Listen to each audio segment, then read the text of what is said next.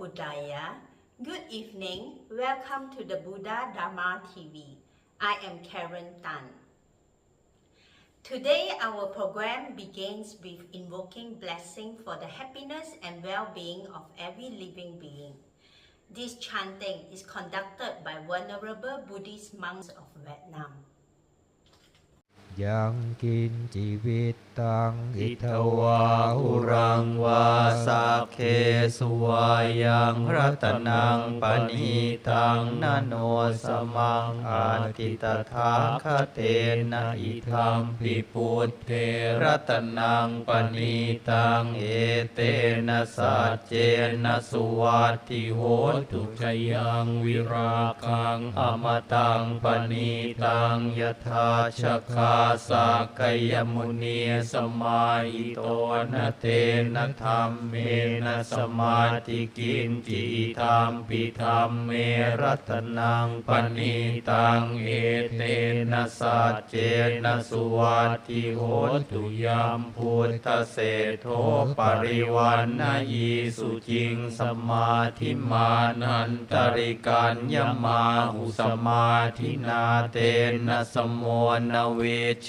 ติอิธัมปิธรรมเมรัตนังปณิตังเอเตนะสัจเจนะสุวัตติโหตุเยปุคลาอาตสตังปัสสัทธาจัตตาริเอตานิยุคานิโหติเตทักขินายาสุขตัสสะสาวกาเอเตสุทินนานิมหัมพลานิอิธัมปิสังเครัตนังปณิตังเอเตนะสัจเจนะสุวัตติโหตุเยสุปยุตตามนัสสาทันเหนนิกามิโนโคตมัสสาสนัมหิเตปาติปาตาอมตังวิคัยหาลัทธามุทานิปุติงปุจฉมานาอิธัมปิสังเครัตนังปณิตังเอเตนะสัจเจ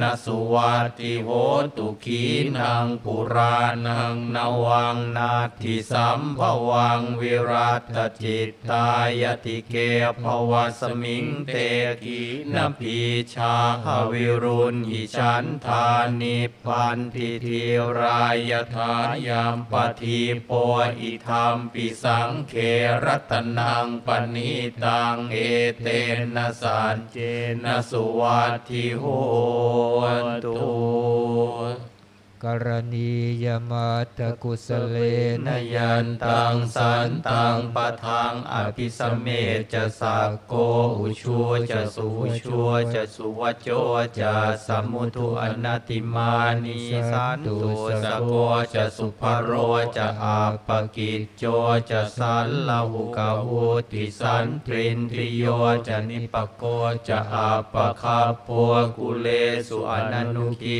โตนะจะขุทังสมาจเรกินจิเยนะวินโยปะเรอุปวัฏไทยยุงสุขิโนวาเกมิโนโหตุสัพเพสัตตาภวันตุสุขิตัตตาเยเกจิปานภูตาทิตสาวาทาวราวาอนาวเสสาทีคาวาเยมหันตาวามาชิมาราสกาอนุกทุราทิธาวาเยจะทิธาเยจะทุเรวสันติอวิทุเรภูตาวาสัมภเวสีวาสัพเพสัตตาภวันตุสุขิตัตตานะปโรปรังนิกุเพทนาติมันเยทกาทจินังคินจิพยาโรสนาปฏิขสัญญาณญมัญญาสทุขมิจฉัยยมาตายฐานิยังปุตตังอายุสาเอกปุตตมนุรักเขเอวัมปิสัพพพุเตสุมาณสัมภาวะเยอปริมาณังเมตัญจะสัพพโรกัสมิงมาณสัมภาวะเยอปริมาณังอุทังอโทจติริยันจะสัมภาทังอเว รังอสปัตตังทิฏฐันจรังนิสินโนวาสยาโนวายาวตาสวิคตมิโทเอตังสติงอธิไทยพรหมเมตังวิหารังอิธมาหุทิทินจานุปคัมมสีรวาทัสเนนะสัมปันโนกาเมสุวินัยเคทังนาหิชาตุขัปปะไสยังปุณเรติ Our next segment features Venerable Dr. Khandana as he explained convincingly similarities and differences between two major religions of the world, Buddhism and the Jainism. This is a very interesting talk because the Venerable Dr. Khandana talks about world's major two religions that talks about non-violence, compassion, loving kindness, brotherhood, against cruelty and against violence. Let's enjoy the Master's talk, and this is the second and final part of his talk on this topic. So the next day, next morning, Lord Buddha and his disciples are, the Arahants are there at Prince Abhaya's palace. And Prince Abhaya is excited, he's going to ask his question. And he's going to prove himself worthy of his teacher's affection. And he says, Bhante, has it ever happened where you have said unwelcome words, uttered words that might seem hurtful? Or do you approve of saying, uttering unwelcome words?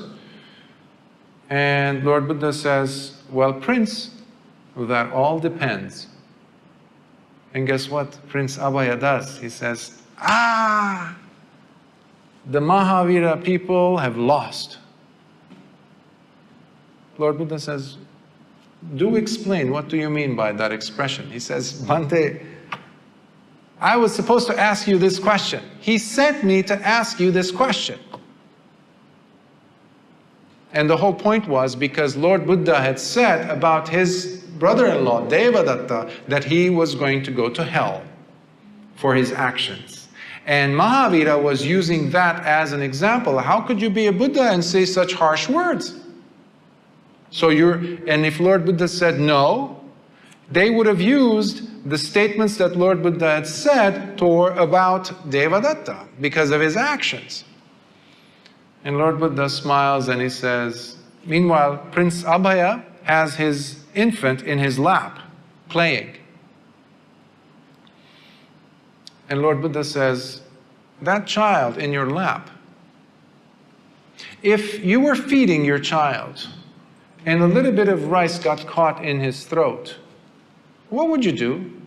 He says, Bhante, I would use my finger, I would get whatever food was stuck in his throat out, even if it meant drawing some blood.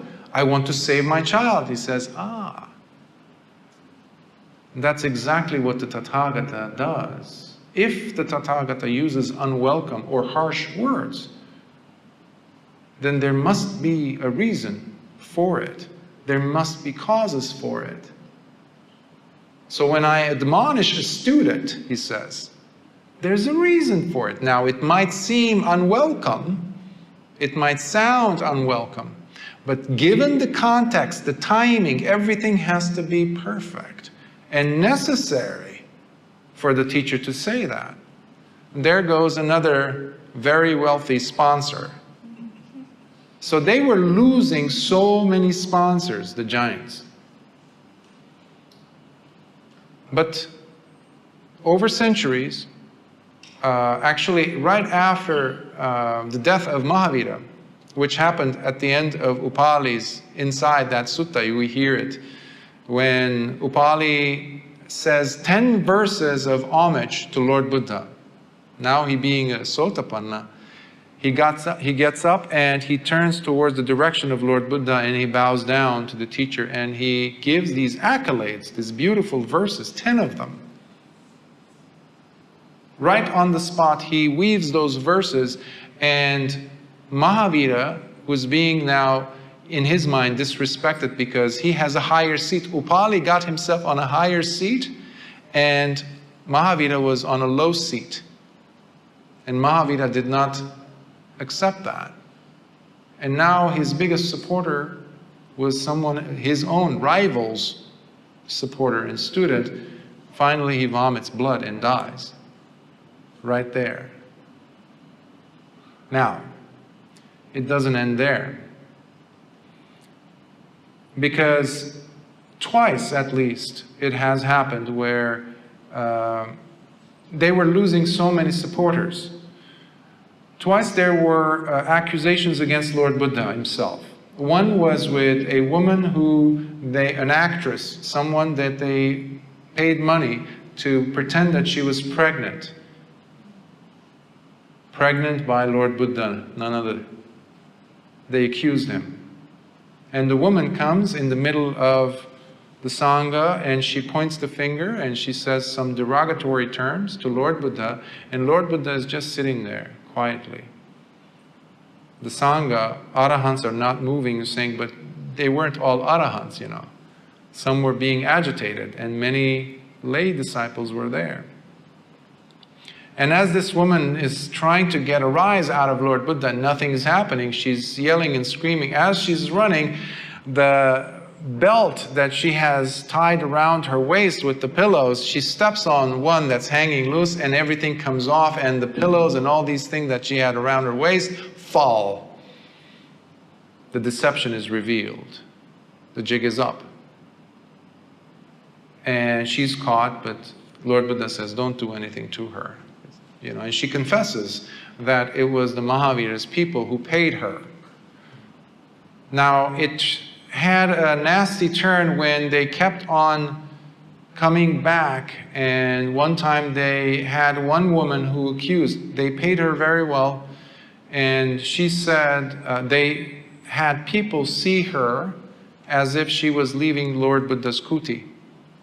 These were Mahavira's people, Jains. And then they had some people who came and actually killed her. And this was happening nowhere other than the Jetavana monastery in Savatthi. And these people buried her inside Savathi's Jetavana, this woman. And then they pretended, these people who had paid for all this, they went and they started looking. And they went to King, at that time I believe it was King Ajatasattu. They said, well, there are rumors that there's this woman, our friend, had died. And they are saying that she died in Jetavana monastery. So please send your soldiers so they can investigate. Lo and behold, they extract the body and they, well, it's inside the Buddhist monastery. What do you think? Everybody's finger was pointing at the Sangha. And many people came and they were, well, obviously people in Savatthi were not even offering food for the Sangha. They were insulting. And Lord Buddha said, 7 days. 7 days. And if somebody still comes and taunts you, say these words. And he gives a beautiful verse about being innocent and still having khanti, patience. And how those who accuse you based on false statements, they will end up facing those crimes. And lo and behold, that's what happens, and they all get punished. But the thing that really touched me deeply was when, before Lord Buddha died, they went after Venerable Mahamoggalana, the Jain people. They hired mercenaries to go into the kuti of Venerable Mahamoggalana, because they thought that the reason why Lord Buddha was still getting so many followers was because of the psychic powers of Venerable Mahamoggalana. He was famous. So they didn't want Lord Buddha to be that famous because of Mahamoggalana. So they thought, if we get rid of Mahamoggalana, Lord Buddha would not have that much fame. So because Venerable Mahamoggalana was second only to the Buddha in his psychic abilities, he was supreme. Every time they approached his kuti, he would know. He would read their minds. And he would disappear. But eventually he was tired. And he said, let me see, why are these people coming? Why are they wanting to kill me? It's with so much passion. So he looked into his past lives. And he saw that long time ago, eons and eons earlier, he had killed his own mother and father who were blind.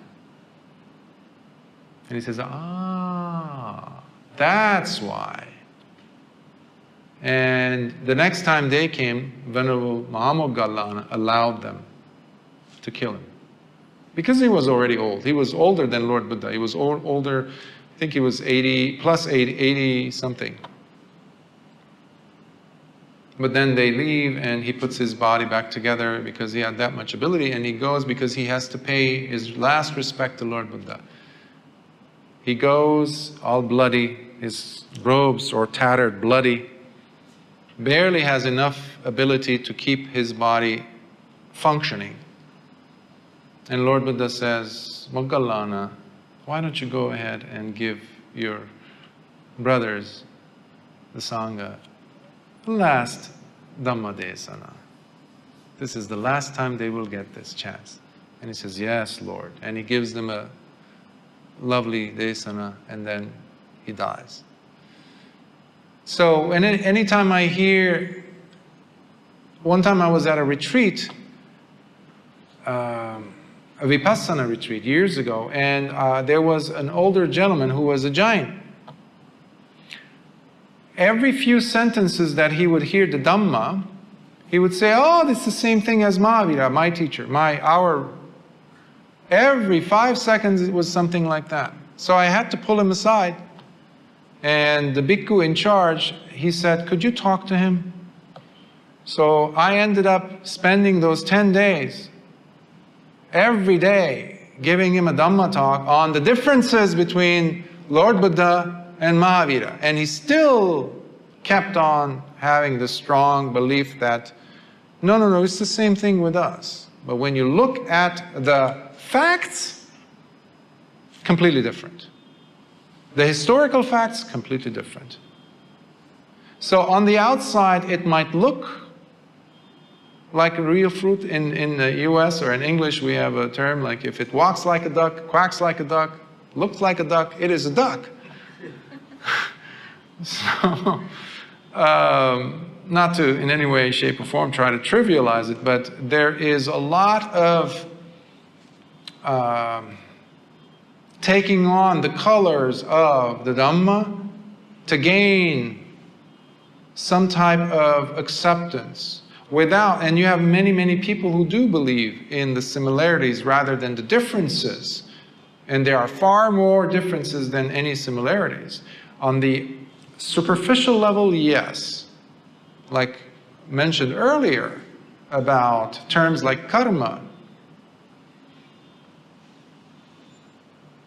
We don't have that fatalistic, deterministic position towards karma. There's no way that anyone can get rid of, cut out your karmas, your actions, your vipakas. That's what we mean by karma or kamma in our tradition. It's the vipaka, the fruits of the kamma. There's no way, because we have had so many incalculable eons of lifetimes where we've done some horrific things, as well as some good. But to think that we can one day eliminate all that kamma is just delusional. It's impossible. Just look at the math. It's impossible. What I didn't mention is there is in Jainism, and one time a Jain person said this, where, remember the regret, apologizing, and ascetic practices which address the loose, tight, tighter, and tightest types of bonds of kamma that a jiva will have attached to it, which they're trying to release themselves from. What they have is basically, these can be performed by oneself. They can be asked by someone else, asked from someone else to do it for us, or paid. Somebody else could get paid to carry that burden. So they can actually speed up the process of a karma to take shape, to come to fruition sooner than at a later time. And Jain individuals are known in India to be one of the wealthiest classes in Indian culture. Everyone knows that. Even though non-possession, aparigraha, is one of their highest principles. At the bottom of, well, it starts with ahimsa. Ahimsa is the non-violence, which is another thing that they equate with metta. That in Dhamma we have, metta. It's not the same. Totally different. To avoid walking over grass simply because I might kill animals is harmlessness, yes. It can be considered as ahimsa, fine. Non-violence maybe, that's how it's translated. However, when you really dig deep enough to look at it as to the reasons, remember Cetana, which is number one in the Dhamma, intention, that needs to be looked at very carefully. Why am I doing this? When you look deep enough, you will find there is a desire for something to be gained by me, the person, not doing this. So on the outside, it might look like harmlessness for all intents and purposes. But when you look at the intentionality behind it, it's completely different than, for example, metta. Metta is one of the 4 Brahma Viharas. It teaches you selflessness. There isn't a business mentality behind it. Remember, in the Jain tradition, it is what that the person is after. It is cutting out, cleaning out the kamma. Because the objective in Jainism is, 1, to eliminate the present kamma that you are carrying on your jiva, and second, not to accumulate new ones. So the disturbing part that I found out about, which takes place unfortunately in places like in India, is they hire individuals who are very, very poor. And this I heard from a Jain person, a very well-known teacher who happened to be Jain. He's passed on now.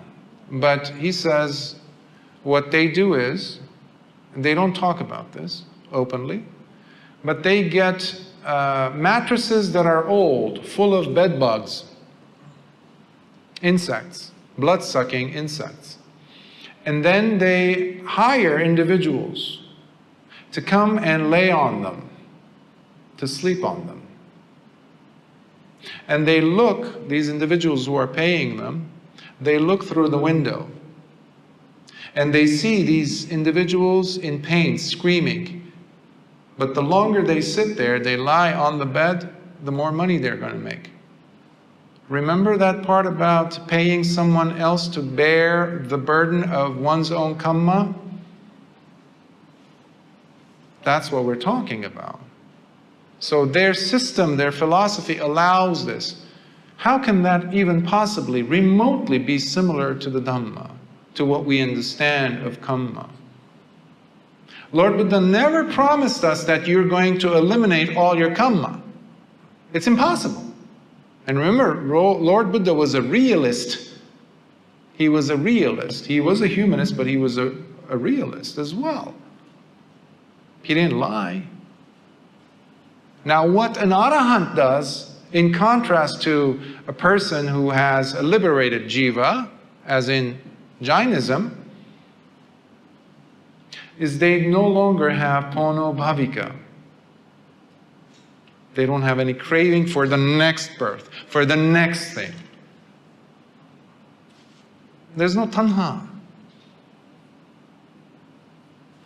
But they still have to carry the burden of, as long as they have Pancha Upadana Khanda, the 5 aggregates. Pancha Upadana Khanda, the grabbing aggregates, the 5. Nama Rupa, Vedana, Sanya, Sankhara, Vijnana. Those are the things that make us beings. As long as the person is alive, they still have to deal with the kamma vipakas from their past. Even Lord Buddha had to deal with his back pain. So he was not ignoring these facts. But because the Arahant no longer has any desire, any pono bhavika for the next life, for something other than this, they close their eyes. They close their eyes for good. There's no Jina, there's no Tirthankara, there's no heaven like they have for Nigantanata Putta, because they believe that their 24 Tirthankaras, their leaders or Tathagatas that they've had, they live in a formless upper realm somewhere. They're perfected. Yes, for them, apparently. So, there's more to be said, but if you'd like to know more about the differences and similarities, I'm sure the internet is full of them. But they won't necessarily talk about the suttas. That's why I wanted to mention the other things that we do not know about. And because we live in a politically correct atmosphere in the world, people don't want to say things that might hurt the other person, even though it's factual. Unfortunately, you also had the Sangiti Sutta that was taught by Venerable Sariputta. That was taught right after Nigantanata Putta died, because they saw how it was, their tradition was breaking apart. They no longer were a cohesive body of followers. So Venerable Sariputta saw that and he said, we should be careful so that this doesn't happen to us when Lord Buddha dies. Unfortunately, like I was saying the other day with the Tipitaka, you know, with the first council, already things were happening, but especially the second council with the Vajjis and all that, we had so many schools of Buddhism. It's just human nature to this day. So everybody's going to have a different interpretation. That's why I always say, leave the commentaries, go back to the suttas, the Pali suttas. You have to go there. Leave Visuddhimagga, leave all these other stuff. They came later. They were not Lord Buddha's teachings. But it's not a popular position. It's not. Venerable Bhante Nyanananda, Katukurunde Nyananda was not respected, because he actually said what I was saying the other day. And I consider him one of my teachers. Beautiful, knowledgeable, bhikkhu. But he wasn't respected, because he was presenting a way for us to go back to Lord Buddha's teachings, leaving the commentaries outside. Ehipassiko. What is ehipassiko? Come and see, test it yourself. It's called sanditthiko. Why? Directly visible. By whom? By the person. Pacchattam veditabbo vinyuhi. To be realized by the person for themselves. We forget that. We take someone else's word. When I say I don't believe in this or that, that's a very Buddhist statement. And some people are shocked when I say I don't even believe in Lord Buddha. How could you say that? Well, because I believe in the experience of what Lord Buddha taught as true for myself. I have seen it. One time a Brahmin came and he wanted to test. Lord Buddha was here and then Venerable Sariputta was next to him. And he saw how respectful Venerable Sariputta was to Lord Buddha. And he says to Lord Buddha, your student must have strong belief in you. Mustn't he? And Lord Buddha turns to Sariputta and says, Sariputta, do you believe in me? And he says, oh no, Bhante. He says, what? The man is surprised. I don't believe in you, Bhante, he says. I know the Dhamma for myself. Now, how many people can do that today? We all like to join a camp, we just want to be followers. Lord Buddha never wanted us to be just blind followers. This is not a path for blind following. You have to have courage. That is samvega, urgency. How long of a life do you have? Do I have? We don't know. So every moment must count. We live as if we have, indefinite lifespan or something. Devas don't even have that. So to appreciate the life, the air we have in our lungs, to make the most of our life, and to make our understanding of the Dhamma to be as pertinent, as real, and as effective to change the quality of our lives. So I will stop here and ask if there are questions that I could try to address. Don't be shy.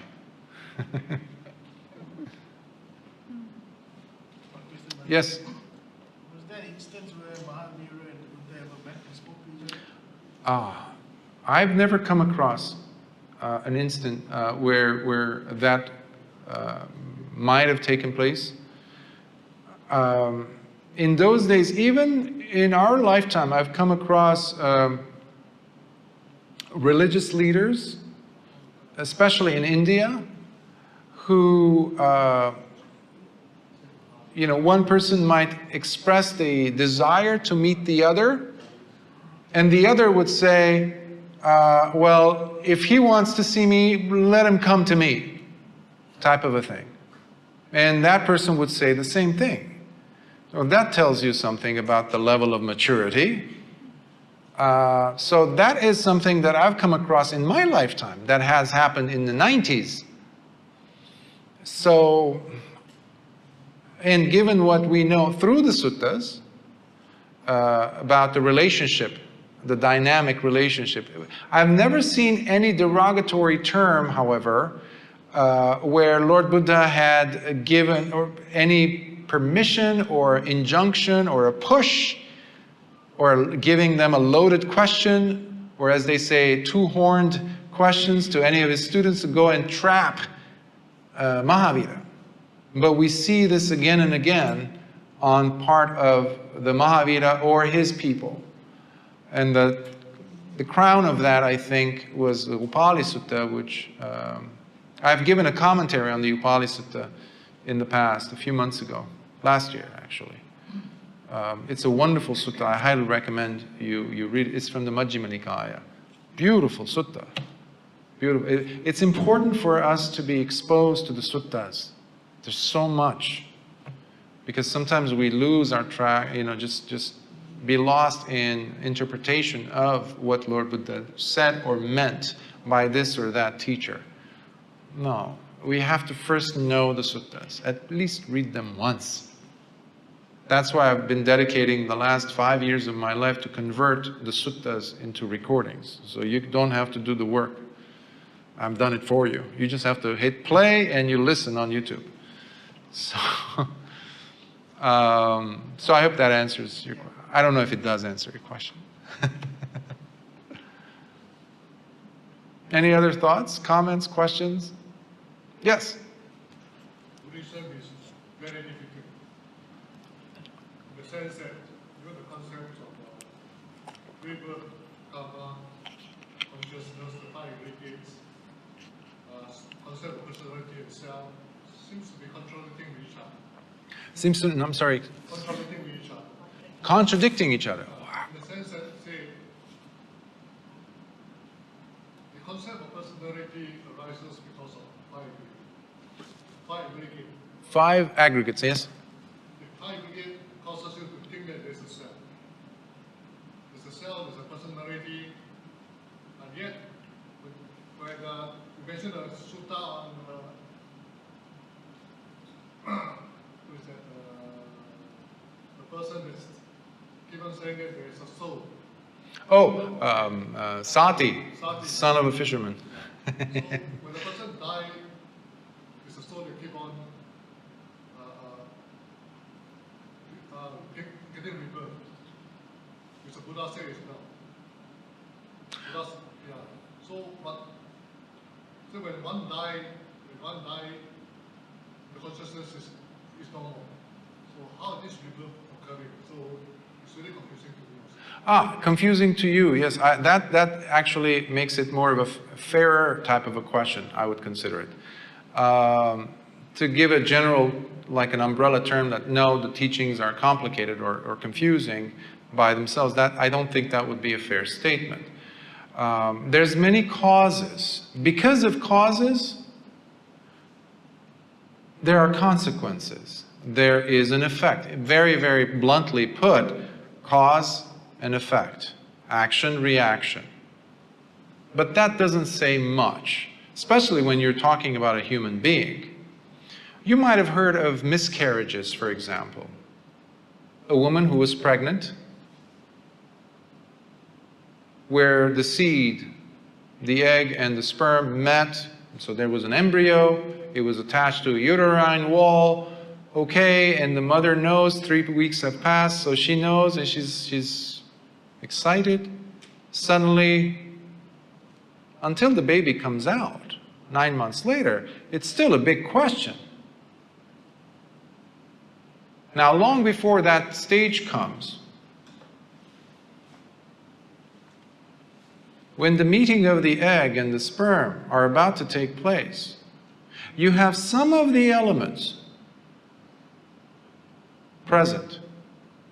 Some of the Panchakanda are still coming together. They're not all there, because the Vijnana is not there yet.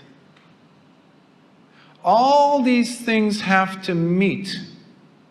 Just like you being present here, you had to fulfill certain requirements. You had to get into your car or the bus.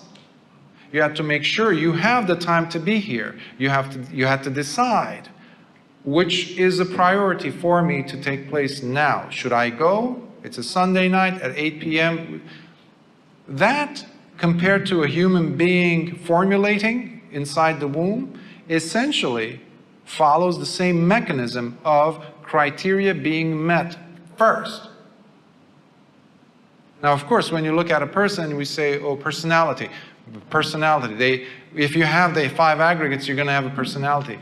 What many people don't understand is Lord Buddha never said there's no self.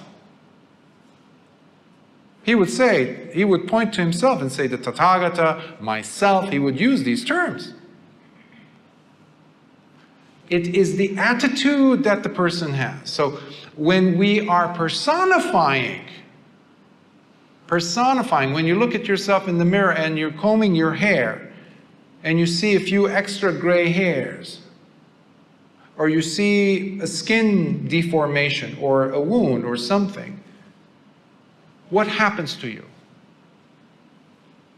Does it make you feel pain, dissatisfaction, dukkha? Does it give you that? That is where the problem lies. That is turning the Panchakanda into Pancha Upadana Kanda. You are holding this as mine. Why did this happen to me? Why am I losing my memory? Alzheimer's. I'm not supposed to get that. Why are my knees hurting? It shouldn't happen to me. It should happen to someone else. That is the problem.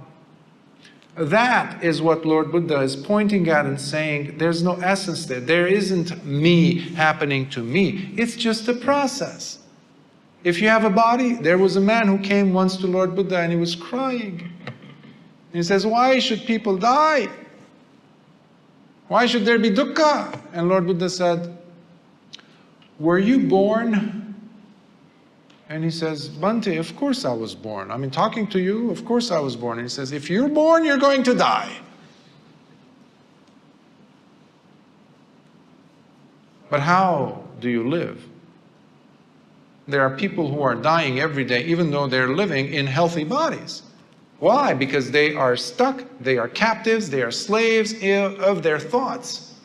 As a psychotherapist, I've worked with so many people. When you look at their lives, they have many things that you and many people would envy. They have a healthy body, good genes, money, this, that. No obvious reason for them to be feeling pain. But they do. And that is where we have to go back to the craving. Because the person is experiencing what? The first noble truth. What? Dukkha.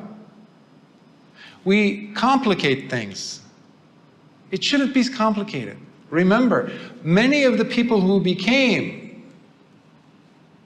Sotapanna, Sakadagamis, Anagamis, many of them were lay people who just were not even able to read and write. They weren't going to sit down and you know, break down the Paticcasamuppada. They didn't know. So that's why Lord Buddha gave him a very simple tool. He said, do you experience dukkha? Arya Satya number 1. This person is experiencing dukkha.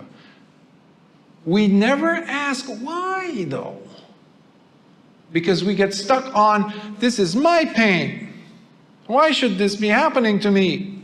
Why does this always happen to me? What is that?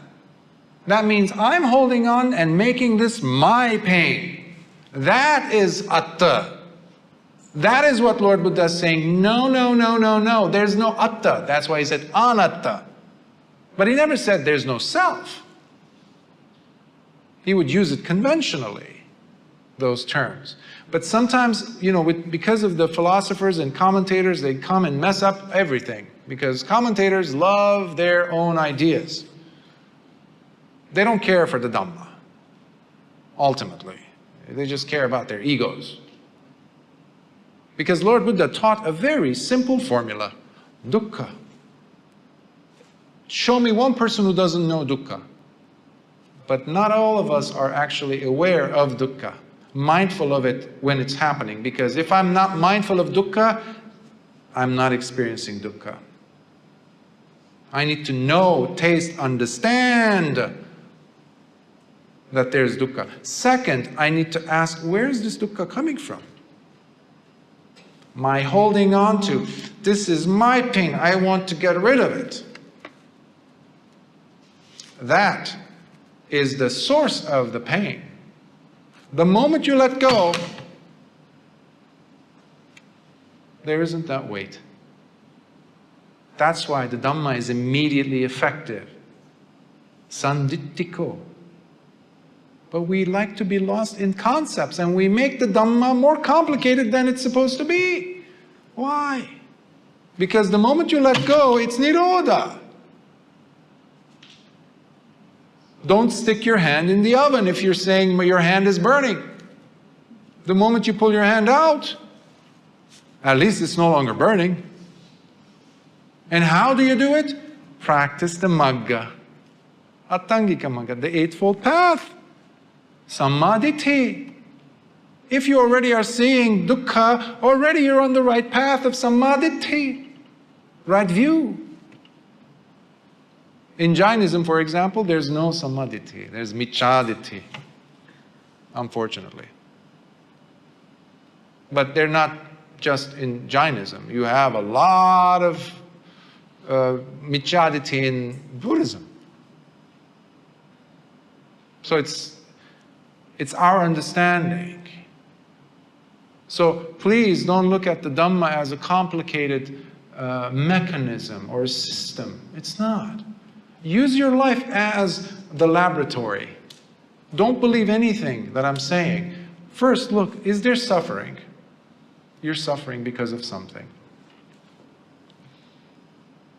What is the cause of it? Well, I want something to happen that is not happening. Or I want something that is happening to stop. happening. The question then is, how badly do I want? Underline, underscore, the wanting part. That's the problem. That is what Lord Buddha called craving, the arising of it, samudaya. Now, the moment you let go, it's like this. You're holding, and this might be 1 ton. You're saying, it's heavy, it's heavy, it's heavy. Buddha is saying, okay. But that takes courage for you to do. Otherwise, you're going to keep holding this until you die and say, well, this system doesn't work. The Dhamma doesn't work. Buddhism doesn't work. Lord Buddha's teaching doesn't work. It's too complicated. That's always your right. But is there sammaditthi there? And you will know if there is sammaditthi or not. If there is less of the pain, that means thanks to you, you have seen something. You have seen your contribution to the pain. And the moment you let go of it, you also see, there is nirodha. That's good. Whew. You know what nirodha is. That moment, you don't have to become a bhikkhu. You don't have to spend the rest of your life meditating or doing this and that to taste nirodha. Nirodha could be tasted any moment you let go of your attachment to something. And so long as you have an attachment to something, there will be pain. How complicated is this?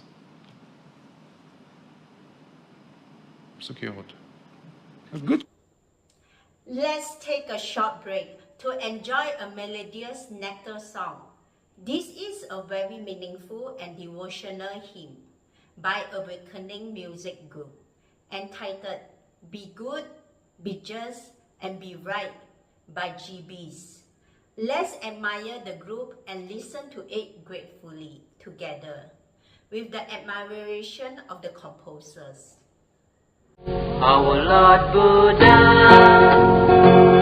has found the way, the only way to free us all. He showed the way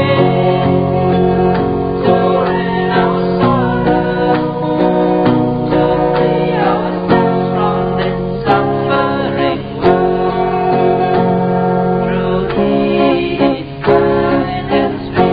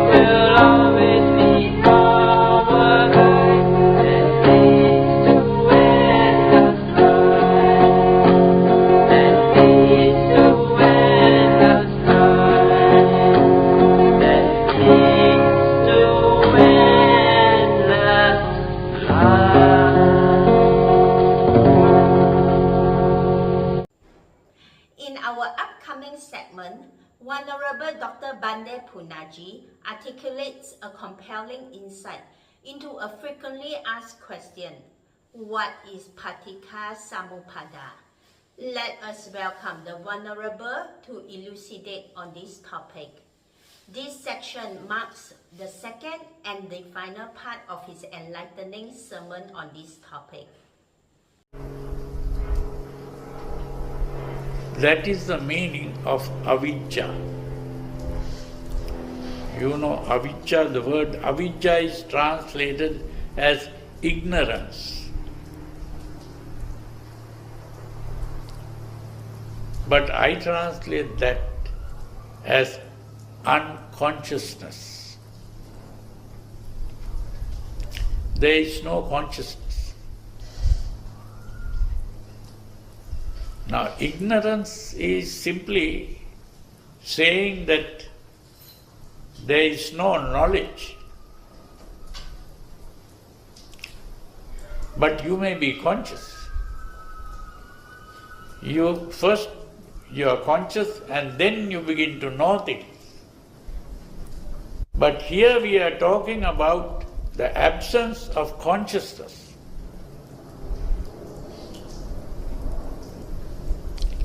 So avijja is the absence of consciousness.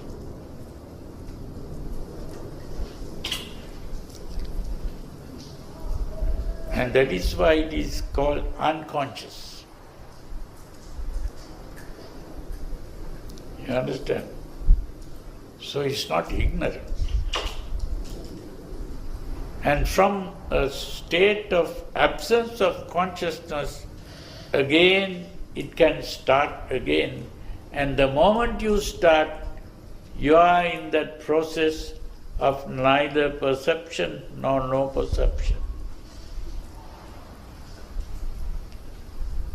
That is the threshold. Means just at the door, and then you come in again, and you come to the nothingness. And from the nothingness, you come to the perception. And from there, you come to infinite space. And from infinite space, you come to the fourth ecstasy, then the third ecstasy, then the second ecstasy, and then the first ecstasy. And it is in that first ecstasy that you have questioning and answering. The questioning and answering means you have started thinking. That is where the thinking starts. Formation of concepts. So in the second jhana, there's not really thinking. No thinking. Yeah. Second jhana. If you're in the second jhana and you try to think, it's uncomfortable. You don't try to think in the second jhana. Yeah. That thinking comes only in the first jhana. You have to understand that all these jhanas are levels of calm. That's the important thing. These are levels of calmness. And if you enter a certain level of calm, and when you come out of that level of calm, you can't be just highly excited. Because you have entered a certain level of calm. To get out of that calm, you need a long time to get out of that calm. You can't just suddenly get excited after you have reached that level of calm. Yeah, that calm, it stays in your body. It stays in you for some time. Yes. Not just one day. It will stay for you for several days. You can't come out of that so easily. No, but that doesn't mean that to come out of the fourth jhana to the third jhana, you need a lot of time. That's not what I'm saying. But if you have reached the fourth jhana, even if you come out of the first jhana, you are still calm to a great extent. So that means that these jhanas are not just something that you can just enter very quickly and then come out very quickly. That's not a thing like that.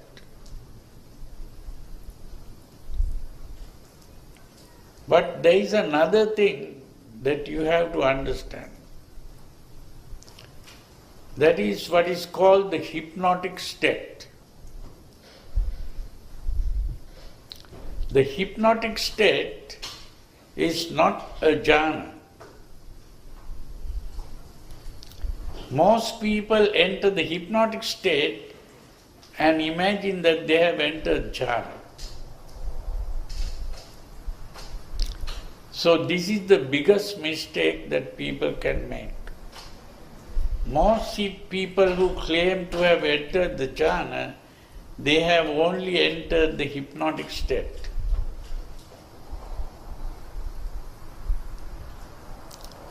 And this is why a person who has practiced metta, karuna, mudita and upekkha, they can do all kinds of mischievous things. They have not practiced metta. Karuna is a higher level than metta. And mudita is a level higher than karuna. And upekkha is a level higher than mudita. You understand? So if those are really the same thing as first jhana, second jhana, third jhana, fourth jhana. That metta is like the first jhana, karuna is like the second jhana, mudita is like the third jhana, and upekkha is like the fourth jhana. So these are all levels of calm. And a person who has reached those levels of calm, they can't get excited suddenly.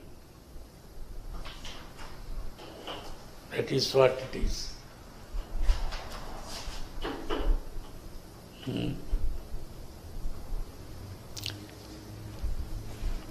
But the hypnotic state, you can enter very quickly.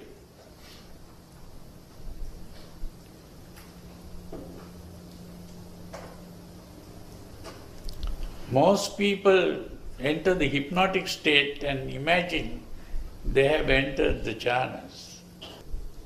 If you begin to concentrate, you will automatically enter the hypnotic state.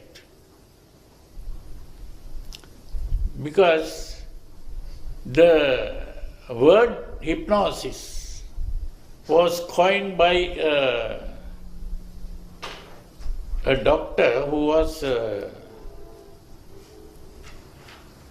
psychology doctor. He was a person from England called Dr. Bread. And his method, he is the one who started this thing called hypnosis. Because before hypnosis, there was a man called Mesmer, Frank Anton Mesmer. He was in France or someplace. And Dr. Bread wanted to find out what Mesmer did. Because Mesmer had some critics who criticized Mesmer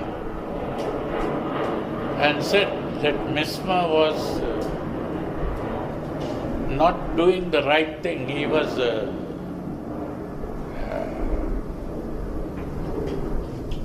what you call Seducing. He was seducing. huh? What? He was seducing women in the courts. He was trying to... I don't know about seducing women, but actually he was a fake. That's what the people called him. And there was a committee appointed to examine him. And ultimately the committee said he was a fake and that he was really using the imagination of people and he was doing a trick, and ultimately he was banned from the country. He had to go to another country, and he stopped practicing what he called mesmerism, and ultimately he died. But this Dr. Bread came from England. He became interested in finding out what Mesmer was doing. And ultimately he found that those people who examined the right thing. But Mesmer also was doing the right thing. And he was using imagination. And imagination is a very useful thing.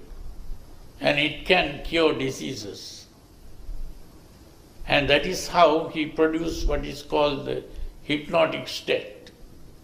What Mesmer was doing was producing the hypnotic state. And he used hypnosis to cure diseases. And he coined the word hypnosis.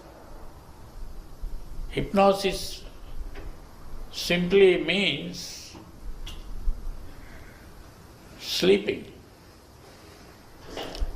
But everyone who goes to sleep goes through the hypnotic state. There is a state between waking and sleeping, and that is today called the hypnagogic state. And it is an extension of the hypnagogic state that you call the hypnotic state. So if you begin to concentrate on the breath or concentrate on a spot on the wall, or you concentrate on a candle flame, or whatever you concentrate on,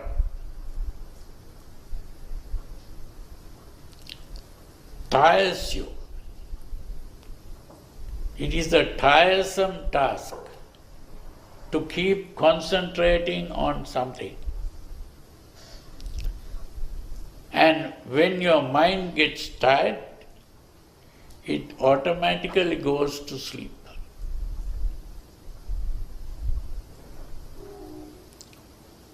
And while you are going to sleep, if you are trying to be awake,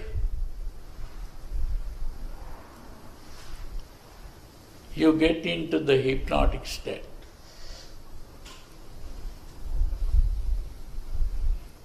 Without your knowledge. And once you are in the hypnotic state, you begin to hallucinate. And when you begin to hallucinate, that is what people call nimitta.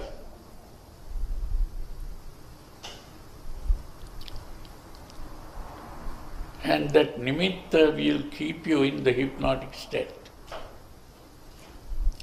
You know, some time back, I was invited to teach a course at the University of Vermont. In that University of Vermont, there were students and the teachers living in the same building. So I was also given something like one of these apartments. There were 2 rooms. One room was my bedroom, then there was another bedroom and 2 bedrooms, and there was an area which is the kitchen, and there was another area which was like the dining room. And of course there was the bathroom, and so it was like a 2-bedroom apartment. And so, but I didn't have any other people living in my apartment, but I was the only person living in my apartment. But some of the students wanted to learn meditation from me. But I was not there to teach meditation. I was there to just give some talks to a different class. Was about religion. So I was talking about Buddhism as a philosophy. But because these students wanted to learn meditation, I used one of those rooms to teach meditation. So every day they used to come at a certain time to learn meditation. And so they were all sitting there and trying to practice meditation. So I also spoke to them about meditation. So there were these students who were practicing meditation in different ways. And they told me how they entered the jhanas and all kinds of experiences they had. Some had the experience of coming out of the body and the mind going out and seeing things, and it comes back again. And what are called out-of-body movements. And different kinds of experiences they were talking about. So I told them, you have only entered the hypnotic state. You have not entered the jhanas. And you are only hallucinating. Once you are in the hypnotic state, you can hallucinate. There was a girl who was studying to become an engineer. So these girls who study to become engineer, they are quite intelligent people because they studied mathematics. So mathematics is a difficult subject, and So you have to be very intelligent to do mathematics. So this girl one day came to me alone and asked me, "Can you hypnotize me?"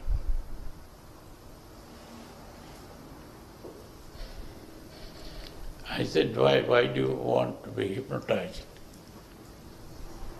Because to find out whether what she's doing as meditation is the same thing as the hypnotic state. I knew that she gets hypnotized very easily. I said, okay, I can put you in the hypnotic state.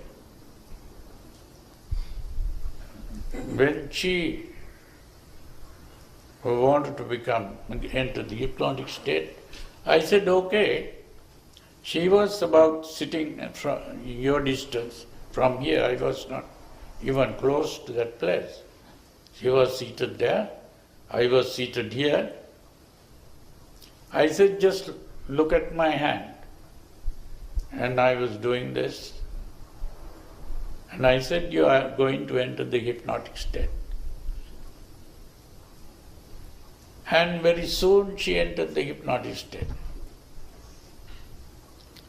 So when I saw that she had entered the hypnotic state, I said, okay, now you have entered the hypnotic state. I am going to take you to the moon.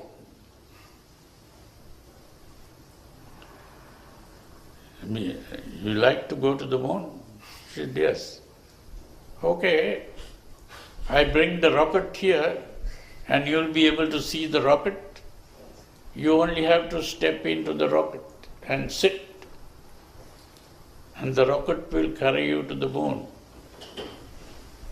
So can you see the rocket? I said, yes, she can see the rocket. I said, okay, and then sit in the rocket. Then she sat in the rocket. I said, now the rocket will start when I count up to 10. I start with 10, 9, 8, 7, 6. And when it comes to 1, the rocket will start. And when it starts, you tell me what you see. Because you are seated in the rocket. When it moves, you tell me what you see. I said, okay. And when I came to number 1, it started. And I said, tell me what you see. And she started telling me how the earth was becoming gradually smaller and smaller, and the moon was becoming bigger and bigger. It's going to the moon. She saw all these things. And then I said, okay,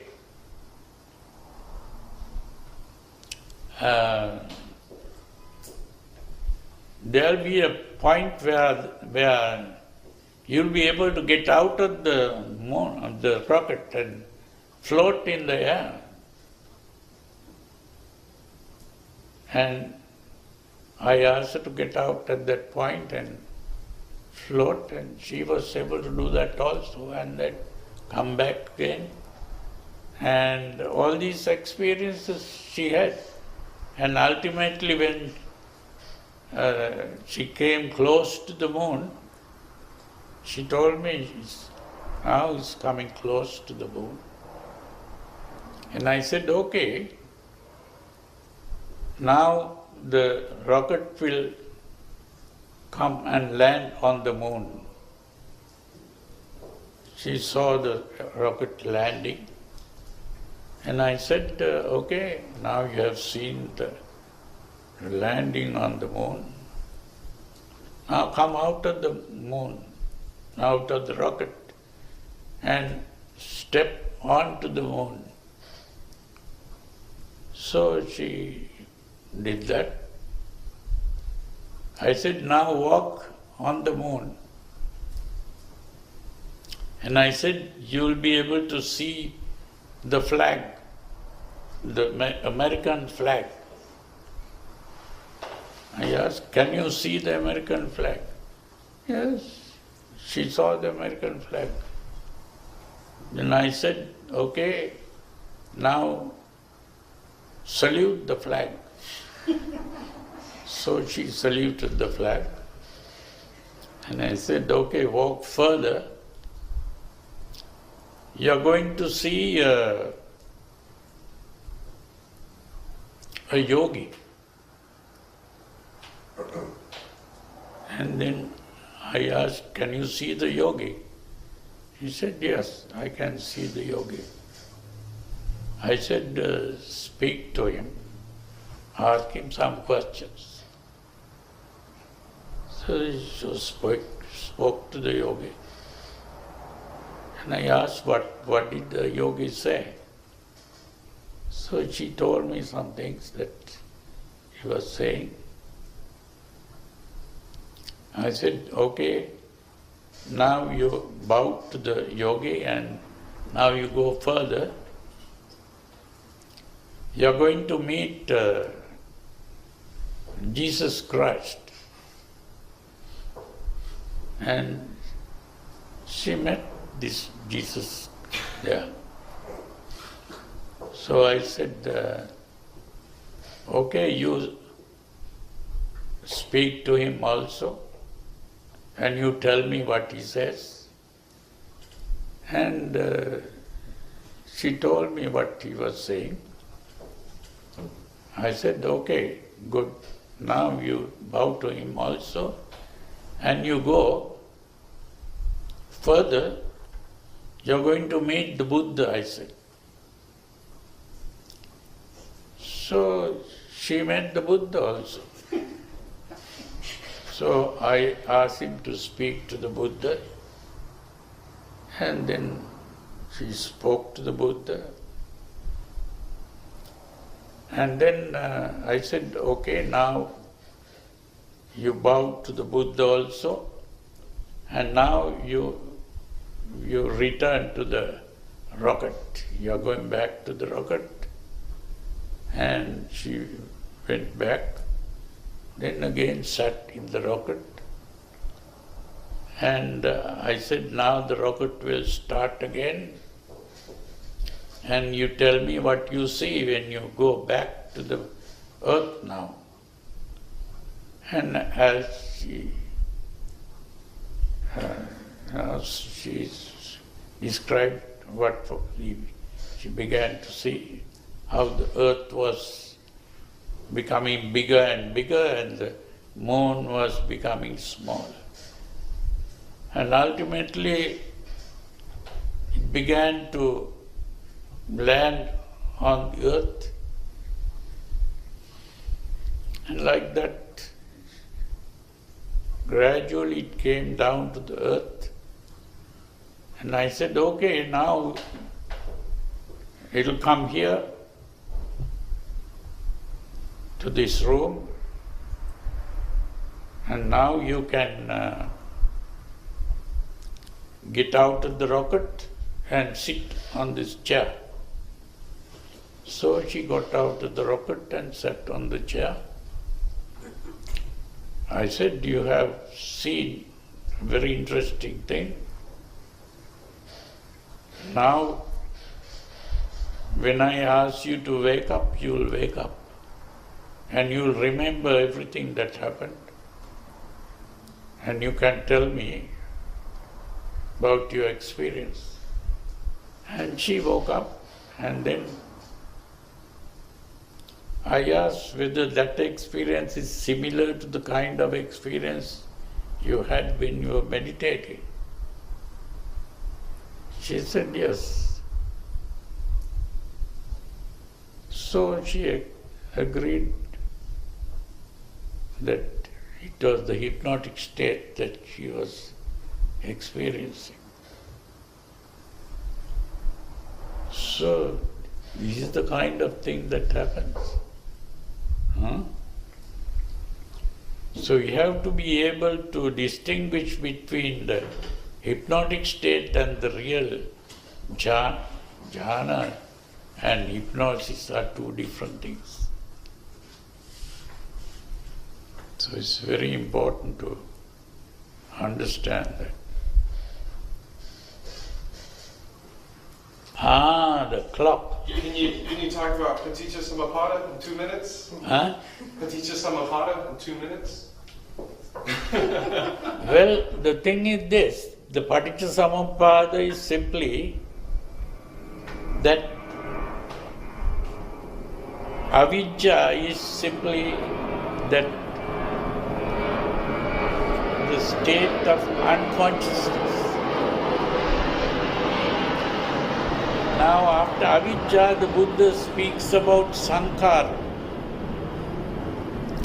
Sankhara simply means that activity, the mental activity. Three kinds of sankhara.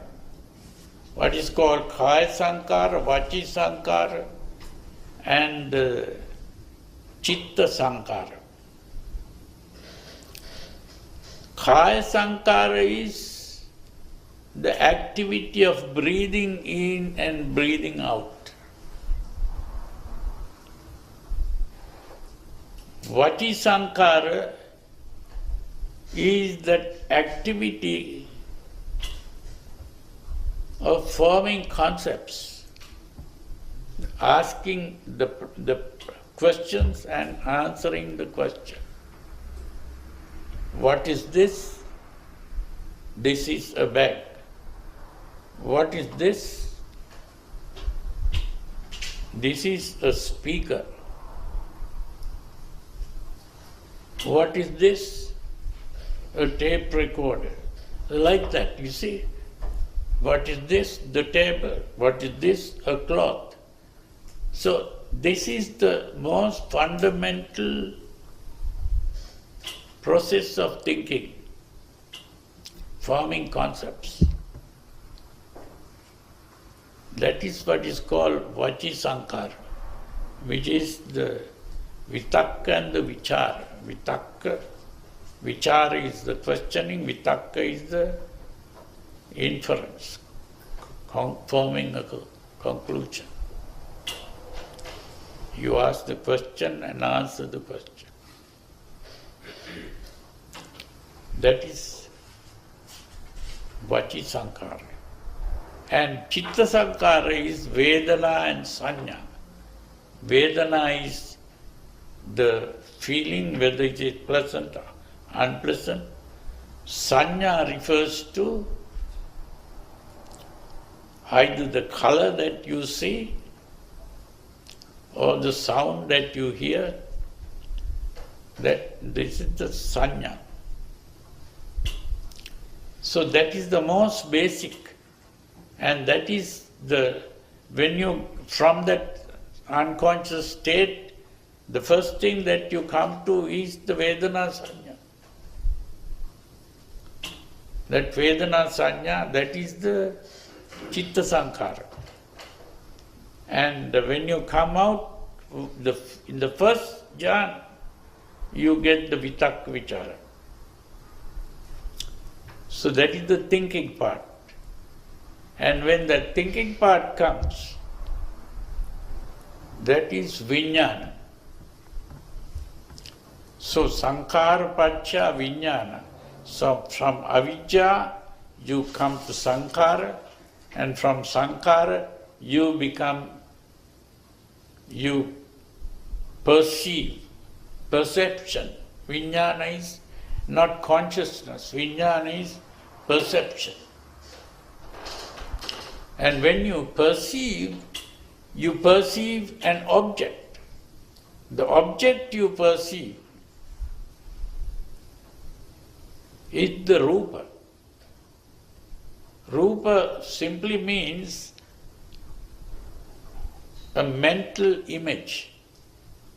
The eye is like a camera, and the camera takes pictures. And the picture is the rupa.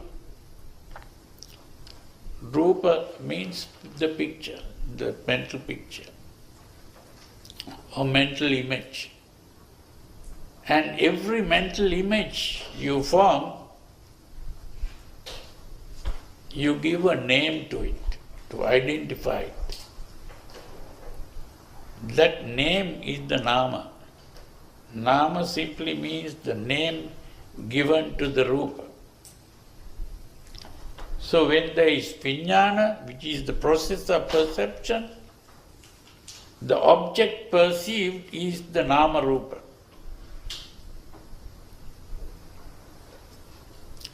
And this way, you are not only seeing with your eyes, you are also hearing with your ears, smelling with your nose, tasting with your tongue, and touching with your body.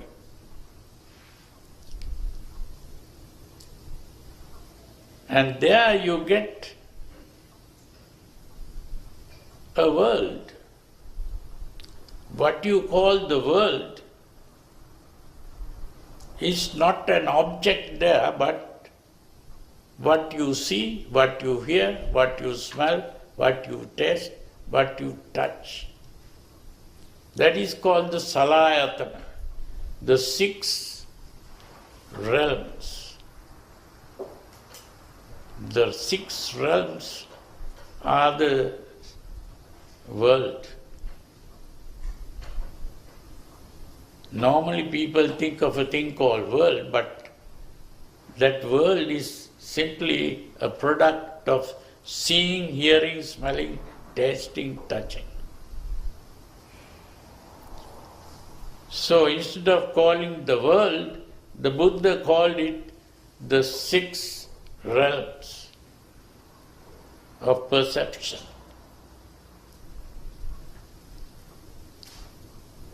Or the 6 spheres of perception.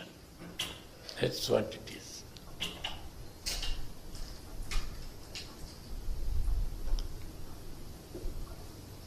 Then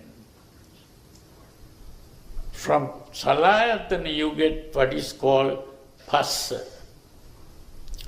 Phassa is always translated as contact, which is wrong.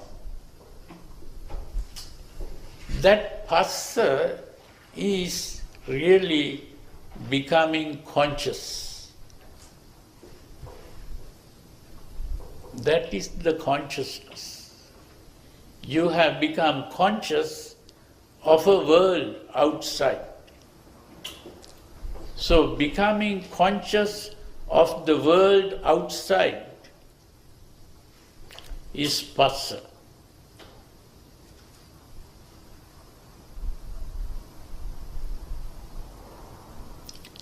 Now from there, you see, at the beginning, 2 things came into being from the state of unconsciousness. What are those 2 things? Vedana and Sanya.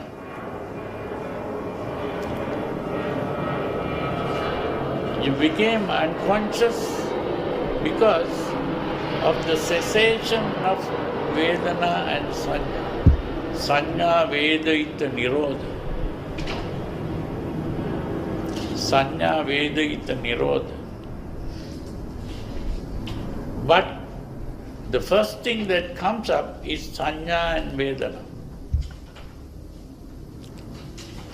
But this whole process that we were thinking about, from Sankara to Vijnana, Vijnana to Namarupa, Namarupa, Salayatana, Salayatana to Phassa.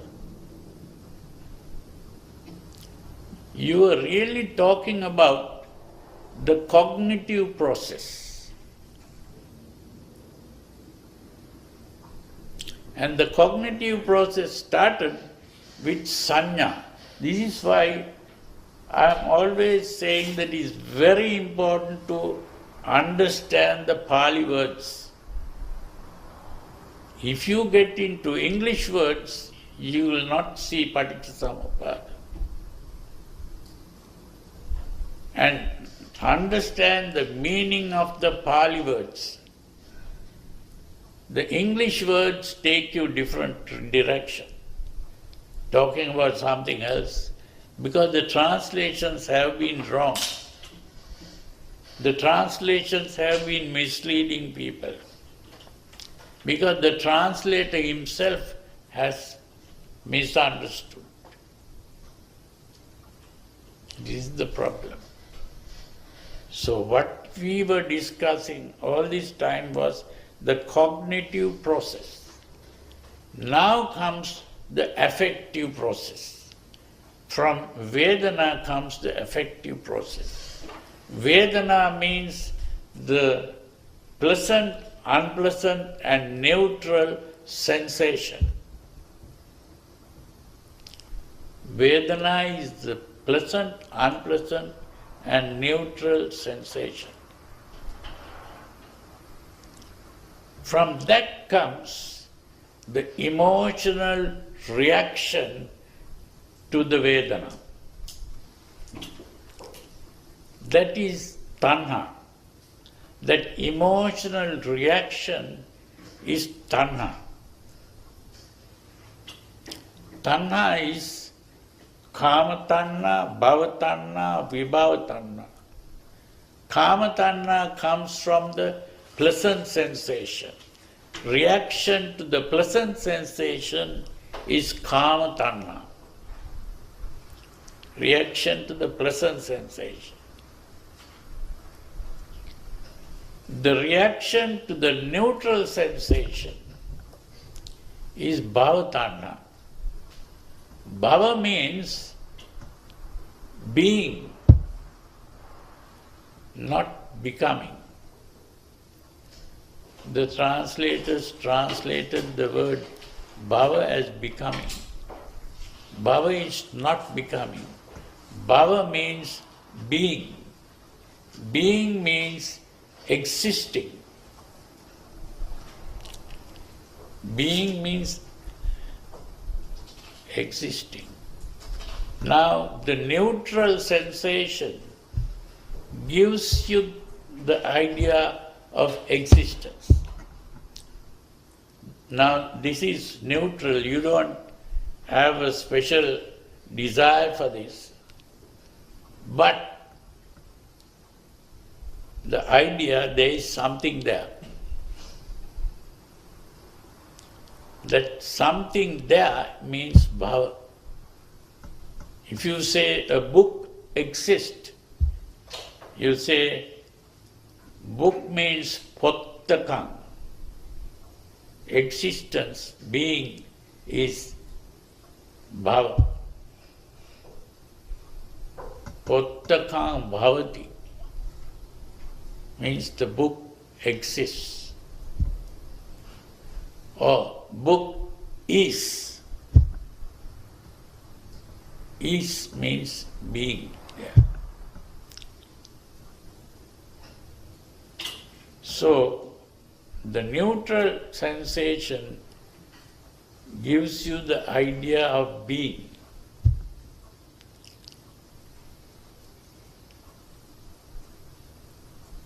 And the unpleasant sensation or painful sensation,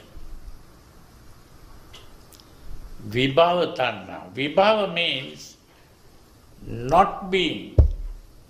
May this not be. You don't like the unpleasant sensation to be there. You want it to not be. That is vibhava.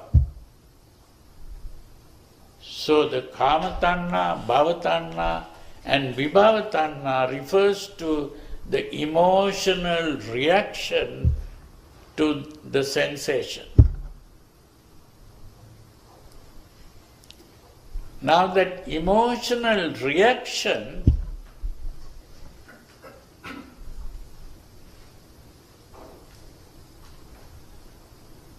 divides your experience into two. Now, seeing or becoming conscious, that is the Phassa was becoming conscious. To become conscious is to experience something. And that experience means there is something you experience. And then there is the reaction to what you experience. So something that you saw and your reaction to what you saw.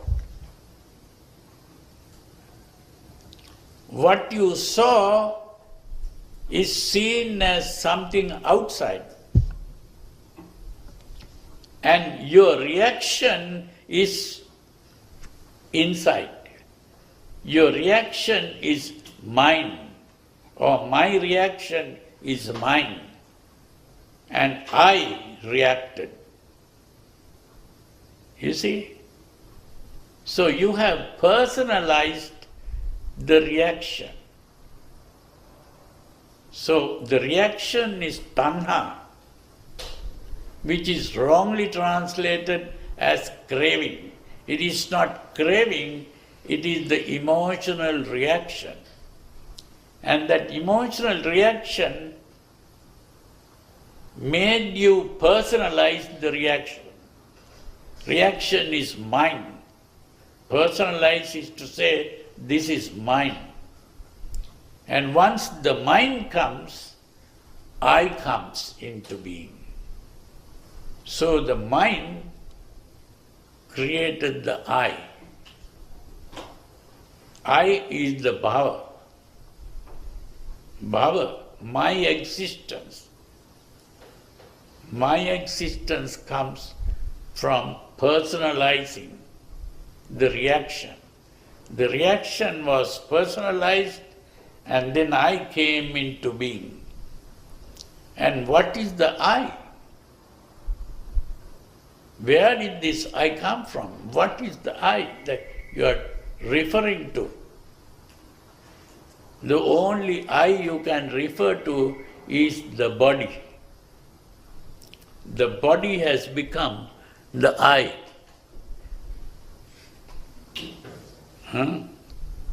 The body has become the I. And this body, you think, is existing. Bhava. The body is existing. What does existing mean? What does it mean when you say existing? Permanence. It is existing in time and space. And time means past, present and future. And what is the past of yourself? Birth. Birth is the past of yourself. What is the future of yourself? Death. What is in between birth and death? Aging. Bande, right after tanha, tanha pachaya upadana. Yeah. Where? Upadana is personalizing. Okay, that's Upa-adana. Upa means inside, adana means take. To take inside is to say, this is mine. That is personalizing. That's why I use the word personalize. That is the most important thing. Upadana is personalizing. And it is because of personalizing, I come into being. If it is mine, there must be an I to say mine. And that is bhava. I come into existence. And if I come into existence, what is that existence? It is the body. That means you are personalizing the body and calling the body myself. And it is the birth of the body that you say is your birth. It is the death of the body that you are saying my death. It is the aging of the body that you call my aging.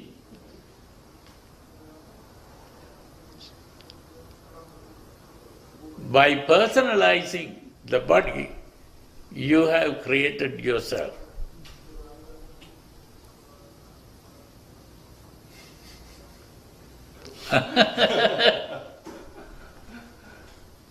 You see?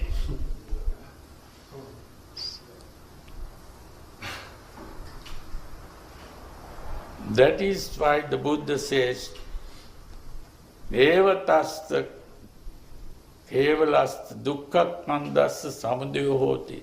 This is how the dukkha came into being, by personalizing this whole thing.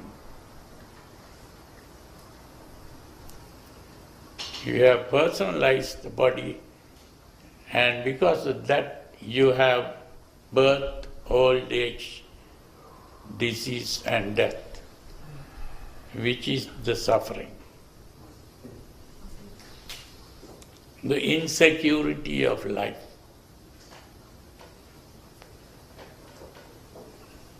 All that because this mental process that was going on unconsciously.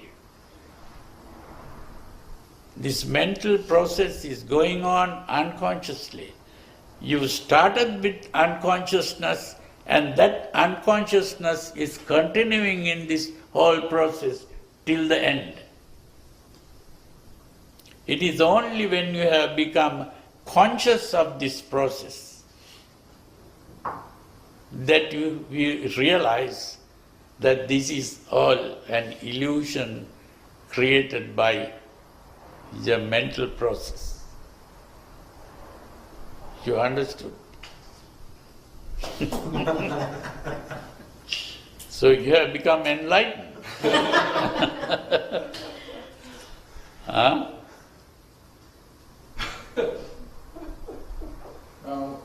And you awaken from the dream of existence.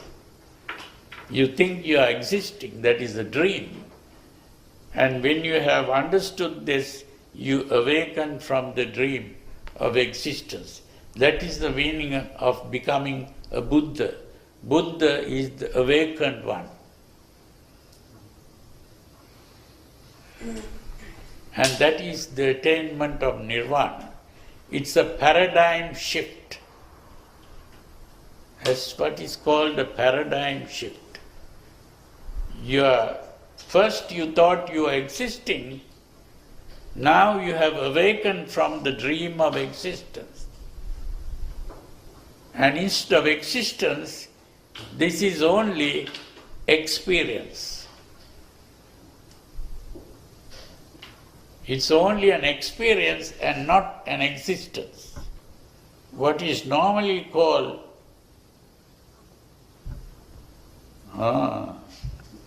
the cat is also happy as a result.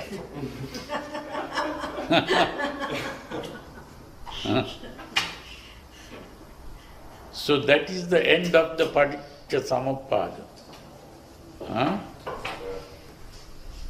When you understand that, you will be awakened from the dream of existence. You have to see this when your mind is free of those hindrances.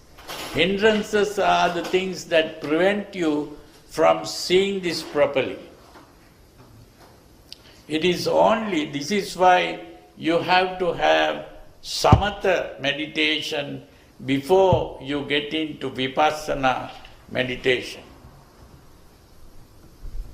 You begin to see this from the vipassana meditation, not samatha meditation.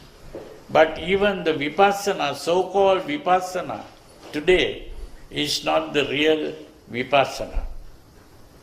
That is why we don't have arahants today. Although there are people who claim to be arahants or are supposed to be arahants, but they are not arahants because they have not seen the paticca samuppada.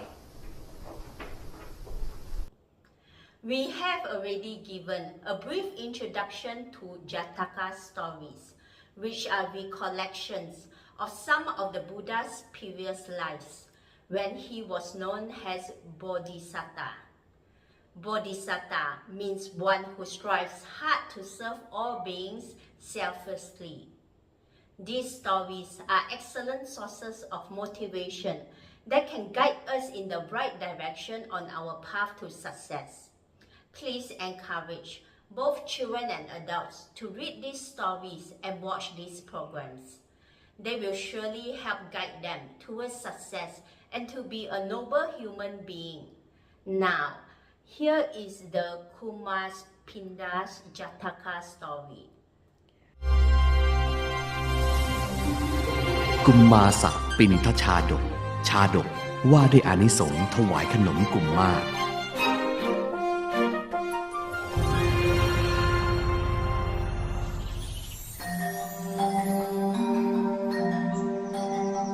ในสมัยพุทธกาลเมื่อครั้งที่พระบรมศาสดาสัมมาสัมพุทธเจ้าประทับอยู่ณพระวิหารเชตวันทรงปรารภพระนางมัลลิกาเทวีพระนางมัลลิกาเทวีเป็นธิดาของหัวหน้าคนจัดดอกไม้ในนครสาวัตถีมีรูปร่างผิวพรรณงดงามรวมถึงเป็นผู้มีปัญญาเฉลียวฉลาดเมื่อพระนางมีพระชนมายุ16 พรรษาวันหนึ่งขณะที่พระนางและสหายกำลังไปสวนดอกไม้เพื่อเก็บดอกไม้ให้บิดานางได้หยิบเอาขนมกุมมาศ3 ก้อนใส่กระเช้าดอกไม้ไปด้วย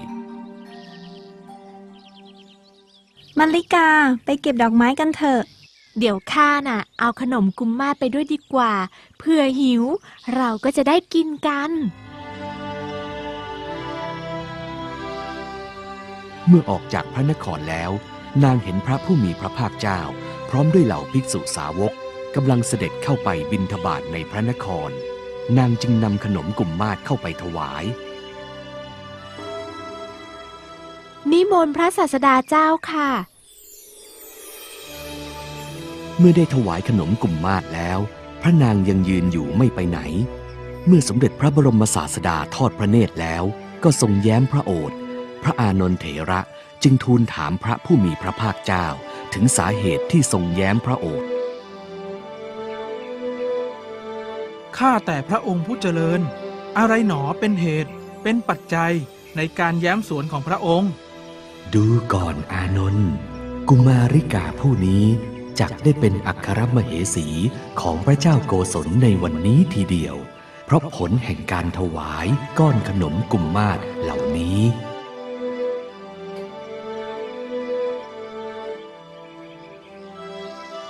พระนางมัลลิกาไปถึงสวนดอกไม้ร้องเพลงไปพลางเก็บดอกไม้ไปพลางขณะนั้นพระเจ้าประเสนที่โกศลพ่ายแพ้ในการสู้รบกับพระเจ้าอาชาตศัตรูจึงทรงม้าเสด็จหนีมาถึงสวนดอกไม้เมื่อได้ยินเสียงเพลงก็เกิดความพอพระทัยต่อเจ้าของเสียงจึงเสด็จเข้าไปหาใครมาร้องเพลงแถวนี้กันนะช่างไพเราะเหลือเกินเมื่อพระเจ้าประเสนที่โกศลได้พบและพูดคุยจึงได้ทราบว่าพระนางยังไม่มีสามีเย็นวันนั้นพระเจ้าประเสนที่โกศลก็มารับพระนางไปอภิเษกสมรสและแต่งตั้งให้เป็นพระอัครมเหสีด้วยความเป็นผู้มีปัญญาและความเฉลียวฉลาดพระนางจึงเป็นที่โปรดปรานของพระเจ้าประเสนที่โกศลเป็นอย่างมากเรื่องที่พระนางทรงถวายขนมกุมมาศ3 ก้อนแด่พระศาสดาแล้วส่งผลให้พระนางได้เป็นพระอัครมเหสีนั้นเป็นที่กล่าวถึงกันทั่วพระนครแม้ในกลุ่มพระภิกษุทั้งหลายก็พากันตั้งข้อสนทนาเรื่องนี้ที่ธรรมสภา เรื่องของพระนางมัลลิกาเทวีช่างน่าอัศจรรย์จริงๆนี่เพราะผลของการถวายขนม3 ก้อนแก่พระศาสดาโดยแท้พระสัมมาสัมพุทธเจ้าเสด็จมาได้ฟังเรื่องที่เหล่าสาวกสนทนากันถึงความอัศจรรย์ของการถวายขนมกุมมาศจึงทรงตรัสกับเหล่าภิกษุว่าดูก่อนภิกษุทั้งหลายไม่น่าอัศจรรย์เลยการที่พระนางมัลลิกาเทวีทรงถวายขนมกุมมาศแก่พระสัพพัญญูพุทธเจ้าพระองค์เดียวแล้วทรงได้รับความเป็นพระมเหสีของพระเจ้าโกศลเพราะพระพุทธเจ้าทั้งหลายทรงเป็นผู้มีพระคุณมากส่วนบัณฑิตในปางก่อนได้ถวายขนมกุมมาศจืดไม่ผสมเกลือไม่มีน้ำมันไม่ผสมน้ำอ้อยแก่พระปัจเจกพระพุทธเจ้าทั้งหลายแล้วได้รับสิริราชสมบัติในแคว้นกาสีประมาณ3 โยชน์ในอัตภาพที่2เพราะผลการถวายขนมนั้นพระศาสดาทรงนำเรื่องในอดีตมาสาธกดังนี้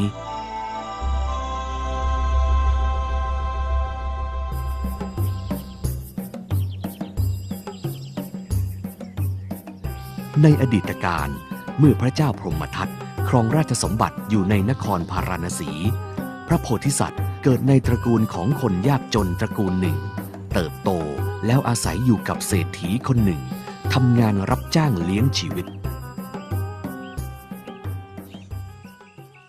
เดี๋ยวเจ้าทำงานกันเสร็จแล้วก็ช่วยเอาของไปส่งที่ตลาดด้วยนะได้ขอรับวันหนึ่งขณะที่พระโพธิสัตว์มาจากตลาดได้ถือขนมกุมมาศมา4 ก้อนเพื่อจะกินเป็นอาหารเช้าเมื่อเดินไปทำงานได้เห็นพระปัจเจกพุทธเจ้า4 องค์กำลังเสด็จไปทางนครพาราณสีก็อยากถวายขนมที่มีจึงเข้าไปนิมนต์พระปัจเจกพุทธเจ้าทั้ง4ข้าแต่พระองค์ผู้เจริญข้าพระองค์มีขนมกุมมาศ4 ก้อนข้าพระองค์ขอถวายขนมเหล่านี้ขอพระองค์ทั้งหลายจงทรงรับเถิดบุญนี้จักมีแก่ข้าพระองค์เพื่อประโยชน์และความสุขตลอดกาลนานเมื่อพระปัจเจกพุทธเจ้าทั้ง4ทรงรับนิมนต์แล้วพระโพธิสัตว์ก็ตกแต่งอาสนะ4 ที่โดยพูนทรายขึ้นลาดกิ่งไม้และผ้าเปลือกไม้ไว้บนกองทรายเหล่านั้นนิมนต์พระปัจเจกพุทธเจ้าให้ประทับนั่งแล้วก็เอากระทงใบไม้ตักน้ำมะหลั่งทักขิโนทกวางขนมกุมมาศ4 ก้อนลงในบาตร4 ใบข้าแต่พระองค์ผู้เจริญด้วยผลแห่งการถวายขนมกุมมาศเหล่านั้นขึ้นชื่อว่าการเกิดในเรือนคนจนขอจงอย่ามีเลยขอให้การถวายทานนี้จงเป็นปัจจัยแห่งการบรรลุพระสัพพัญญุตญาณด้วยเถิดพระปัจเจกพุทธเจ้าทั้งหลายเสวยขนมกุมมาศทันทีหลังจากเสวยเสร็จทรงทำอนุโมทนาแล้วได้ทรงเหาะไปยังเขานันทมูลพระโพธิสัตว์น้อมกราบแล้วยังคงความปิติใจในการทำทานครั้งนี้พอพระปัจเจกพุทธเจ้าเหล่านั้นละสายตาไปแล้วก็กลับไปที่ทำงานของตนโชคดีอะไรเช่นนี้ช่างเป็นบุญของเราจริงๆ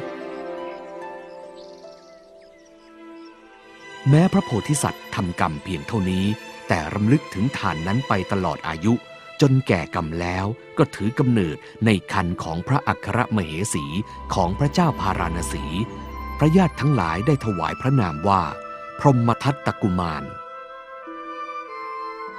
เมื่อพรหมทัตตกุมารเริ่มเดินได้ก็สามารถระลึกอดีตชาติของตนได้รู้ว่าชาติก่อนตนเป็นลูกจ้างในนครนี้เมื่อเดินไปทำงานได้ถวายขนมกุมมาศ4 ก้อนแก่พระปัจเจกพุทธเจ้าทั้งหลายและได้ถือกำเนิดในที่นี้เพราะผลของกรรมนั้น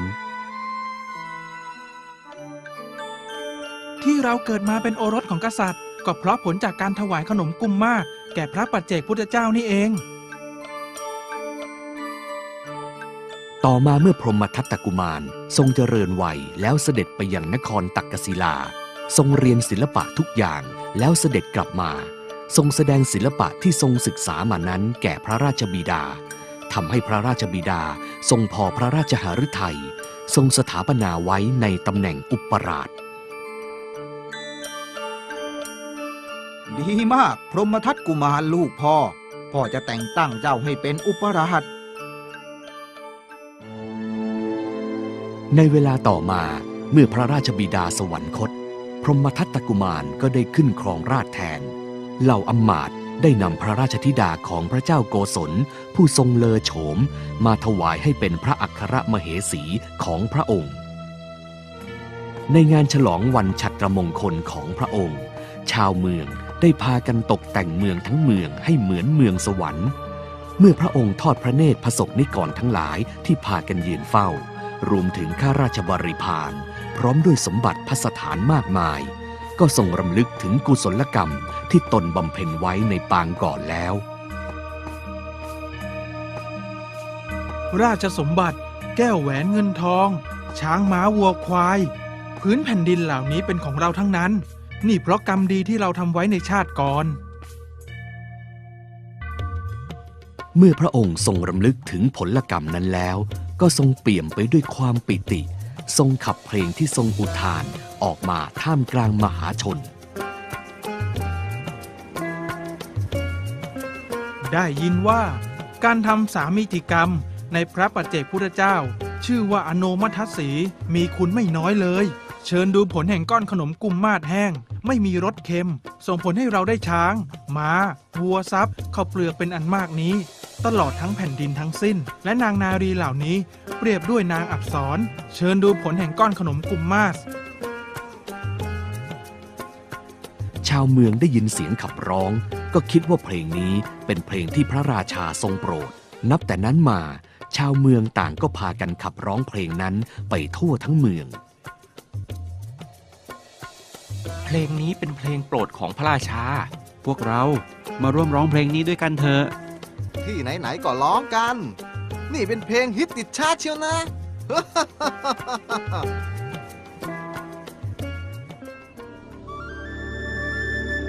เมื่อเวลาผ่านไปชาวเมืองก็ยังร้องเพลงของพระราชากันอยู่พระมเหสีได้มีพระราชประสงค์จะทรงทราบความหมายของเพลงนั้นแต่ไม่กล้าทูลถามจนกระทั่งวันหนึ่งพระราชาทรงเลื่อมใสในคุณงามความดีอย่างหนึ่งของพระนางจึงคิดจะมอบรางวัลให้น้องหญิงพี่จะให้รางวัลตอบแทนความดีของเจ้าเจ้าต้องการสิ่งใดก็ขอมาเถิดหม่อมฉันไม่ต้องการสิ่งใดแต่หากพระองค์จะประทานให้ขอพระองค์ทรงบอกความหมายของเพลงที่ทรงแต่งขึ้นด้วยเถิดได้สิแต่พี่จะไม่บอกน้องเพียงคนเดียวแต่จะตีกลองเป่าร้องให้ทั่วพาราณสีมาฟังพระราชาทรงให้มีการตีกลองเป่าร้องแจ้งเรื่องที่จะบอกความหมายของเพลงให้แก่ชาวเมืองพาราณสีชาวเมืองต่างให้ความสนใจเข้ามาฟังเป็นอันมากเมื่อทุกคนมากันพร้อมพระมเหสีจึงทูลถามอีกครั้งขอเสด็จพี่จงตรัสบอกความหมายของเพลงที่ทรงร้องด้วยเถิดเพคะ พระราชาเล่าเรื่องอดีตชาติที่ตนได้ถวายขนมกุมมาศ4 ก้อนแก่พระปัจเจกพุทธ4 องค์และด้วยกรรมนั้นจึงทำให้พระองค์ได้เสวยราชสมบัตินี้การถวายขนมกุมมาศ4 ก้อนแก่พระปัจเจกพุทธในชาตินั้นทำให้เราได้ครองราชสมบัติในชาตินี้พระเจ้าพรหมทัตได้เล่าผลกรรมของตนแล้วทรงทราบว่าพระราชเทวีก็ทรงระลึกชาติได้เช่นกันจึงทรงทูลถามพระมเหสีถึงกรรมดีในอดีตชาติที่ทำให้ชาตินี้พระนางมีสิริโฉมงดงามหาหญิงใดเทียบเคียงมิได้น้องหญิงพี่เองก็สงสัยว่าชาติก่อนเจ้าทำกุศลกรรมใดจึงทำให้เจ้ามีรูปโฉมงดงามเช่นนี้พระนางจึงได้ทูลต่อพระราชาโดยทรงกำหนดด้วยพระญาณที่ทรงระลึกชาติของตนชาติก่อนหม่อมฉันเป็นทาสีทำงานรับใช้ตระกูลพ่อค้าในนครสาวัตถีได้ถวายภัตตาหารของหม่อมฉันแก่พระปัจเจกพุทธเจ้า และก็ยังระลึกกรรมดีนี้ตลอดอายุจนถึงแก่กรรมแล้ว ชาตินี้จึงเกิดเป็นพระธิดาของพระมเหสีของพระเจ้าโกศลในนครสาวัตถีนั้นเพคะ พระราชาและพระมเหสีทั้งสองพระองค์นั้น ครั้นตรัสกรรมเก่าแล้ว นับตั้งแต่นั้นมาส่งให้สร้างศาลา6 แห่ง คือที่ประตูพระนคร4 แห่ง ที่กลางพระนคร1 แห่ง ที่ประตูพระราชวัง1 แห่ง มหาทานนี้เป็นที่รับรู้กันทั่วทั้งชมพูทวีป ทรงรักษาศีล รักษาอุโบสถตลอดชีวิต พระศาสดาครั้นทรงนำพระธรรมเทศนานี้มาแล้ว ทรงประชุมชาดกว่า พระราชเทวีในครั้งนั้นคือพระนางพิมพามารดาพระราหุลส่วนพระราชาคือเราตถาคตฉะนี้แหละ Golden sun that shines above, be mindful of all Buddha's love. The Dharma ray, oh lonely guide, we must be good and be just and be right. Through His guidance we found hope for greed and ecstasy. The truth will always be our guide that leads to endless light. Our Lord Buddha has found the way, the only way to free us all. He showed the way to rid our sorrow, to free ourselves from this suffering world. Through His guidance we found hope for greed and ecstasy. The truth will always be our guide that leads to endless light. That leads to endless light. That leads to endless light.